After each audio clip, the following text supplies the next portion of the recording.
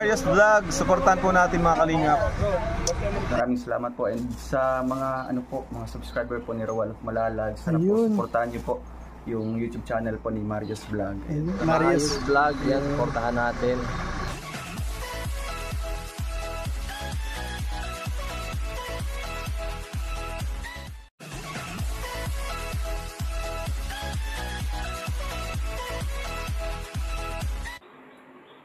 Ayan o mga kalingap, mayroon naman ho tayo ngayon nakita na maladiwata ho ang kanyang ganda. Samahan nyo ho ako para tanungin ho natin kung ano yung kanyang hinihingi na tulong. Ayan mga kalingap. Ate, kumusta? Ayos lang po. Ayos naman po. Anong pangalan mo?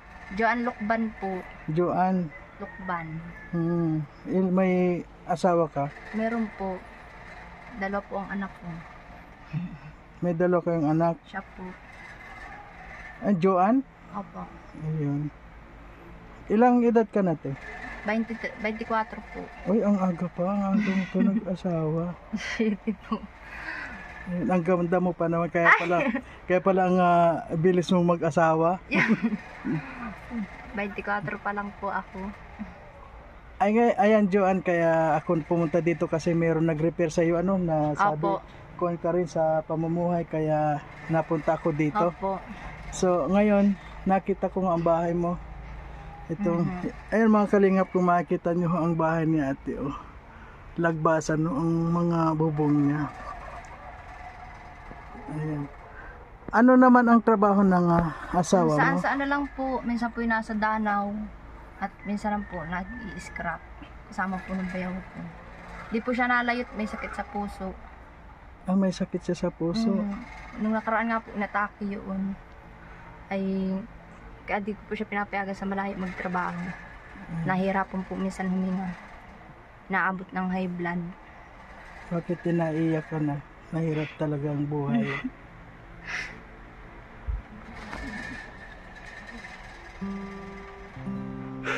Mga kalingap, talagang hirap ng buhay sa ngayon. Huwag mo nang takpan niyang pan.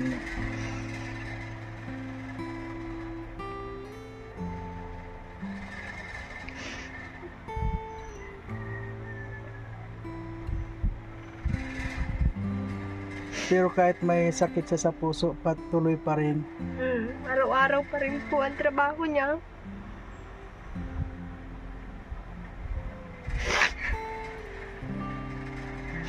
Araw-araw pa rin po, hindi siya natigil at may eskwela. May nagpapasta. Buti naman yung asawa mo araw-araw talagang hindi sumusuko. Hindi po, masipag naman po araw-araw ang trabaho niya kahit may nararamdaman.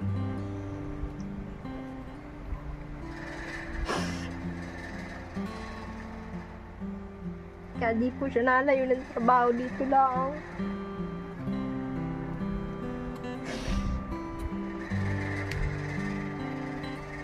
At nasabi mo pa na yung anak mo meron din sakit. Ano yung sakit? Pneumonia po yan. Na-hospital po yan nung 2 taon pa lang yan.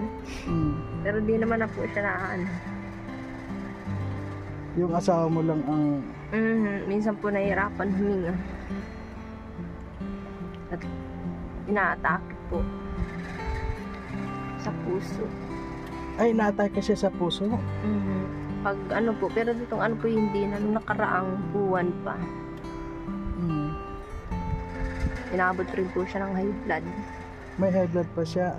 Ilan na ba edad ng asawa mo? 30 po, magta-30 sa 14. Mga bata pa Magta-30. Ayan Joan, halimbawa, may tanungin ka kung ano yung gusto mong tulong para sa iyo.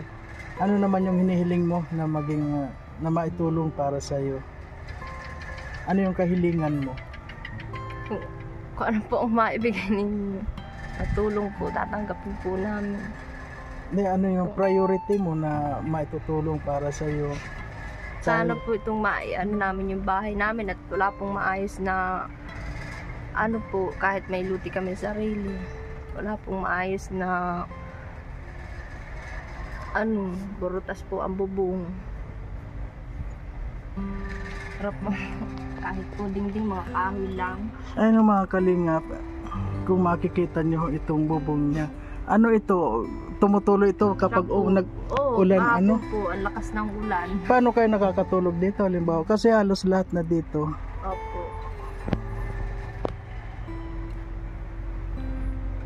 Pero itong lupa sa inyo ito, Doon po ito sa asawa ko.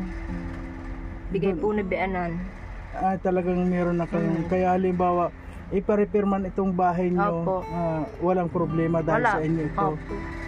Ayun. May pinakanluti po niya, dyan talaga siya. Ito po rin sa tiyuhin niya. Nung pag-survey po, nasakop.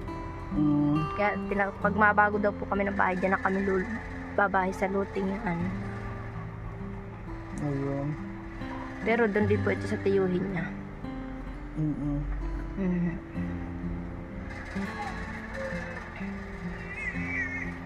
Yung asawa mo sa ngayon, wala pa? Wala pa po. Doon po yung mababa sila Doon. sa Kabusay. Ayan o mga kalingap, kung narinig nyo yung panawagan ni Joanne sa kanyang problema, syempre sa kahirapan, at mga kalingap, kung sino man ho yung gustong tumulong kay Joanne, pwede nyo hong gamitin ang aking channel, pwede nyo hong gamitin ang aking GCash.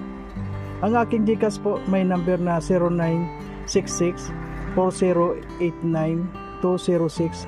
Mga kalingap, kung pwede ho natin pagawan sila ng bahay dito, kahit dito lang ho sa, meron naman ho silang sariling luti at lupa. Mga kalingap, sama-sama ho natin, pagtulungan natin, at sigurado pong ako po ay tutulong ng dahil galing po sa aking sarili, itutulong ko po. Kaya mga kalingap, kung sino man po ang gustong tumulong sa akin, tutulungan na ho natin itong pamilya ni Joanne na maayos man lang po ang kanilang bahay. Meron naman ho silang lupa dito, kahit na maliit lang ho, na komportable sila, may matuluyan lang ho silang maayos-ayos. Kasi kung makikita nyo mga kalingap, itong mga kuwan niya ay talagang nakakakuan din ho. May mga cover lang ho sila ng mga kortina. Ay mga kalingap, kung sino man po ang tumulong, gustong tumulong, tulungan nyo ako mga kalingap, please lang. At paggagawan ho natin ng maliit na bahay si Joanne, ito ang kanyang pamilya, dahil nga ho ang kanyang asawa ay may karamdaman na ho sa puso. At yun nga mga kalingap, hindi na siya Hindi po siya makatrabaho sa malayo. Hindi na rin siya makatrabaho sa malayo. And sana may mga mahabag ho dyan para kay Joanne. Tulong-tulong ho tayo. Kung sino man ho ang gusto mag-sponsor kay Joanne, ito ho, open po ang aking channel mga kalingap. Nananawagan ho ako at nagsusumamo sa inyong lahat ng mga viewers, sa lahat to na nanonood nitong aking video na para ho kay Joanne. Tulungan ho natin sila, dahil nga ho sa kanyang asawa na wala na rin hong kakayanan na makapagtrabaho na maayos, dahil nga ho sa may sakit sa puso. Kaya tulungan ho natin sila mga kalingap. Ayan, Joanne, anong masasabi mo pa sa kanila, sa mga viewers natin?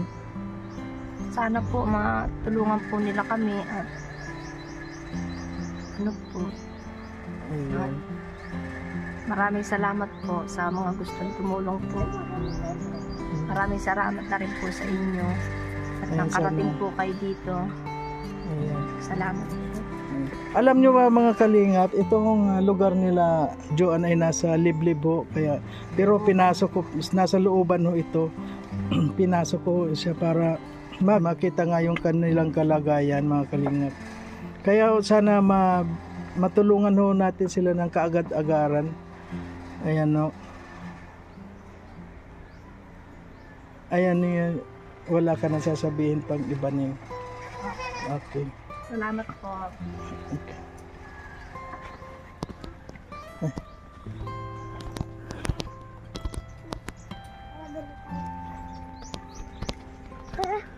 Ano mga kalingap, kung nakikita nyo ang bahay nila Joan, talagang sira-sira na rin ang mga bahay niya. Sana mga kalingap, sana pagtulungan natin na mapaayos man lang ang kanilang bahay. Kung titingnan mo dito sa labas, wala hong hindi ho sira ang kanyang bahay, pero pag pumunta ka ho sa loob, talagang silag na ho lahat.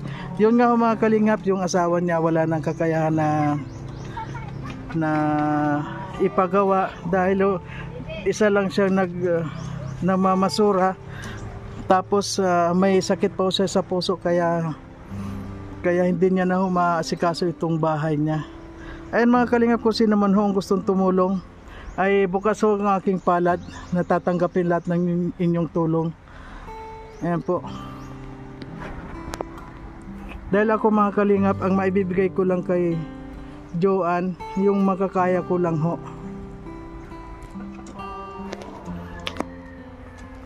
Ay mga kalingap, hanggang dito na lamang ko ang aking video. At huwag ho natin kalimutan suportahan Kuya Bal Santos Matubang, Ate Edna Vlog at Kalingap Rap. At ang inyo pong lingkod, Marius Vlog. Ayan po. Marami pong salamat.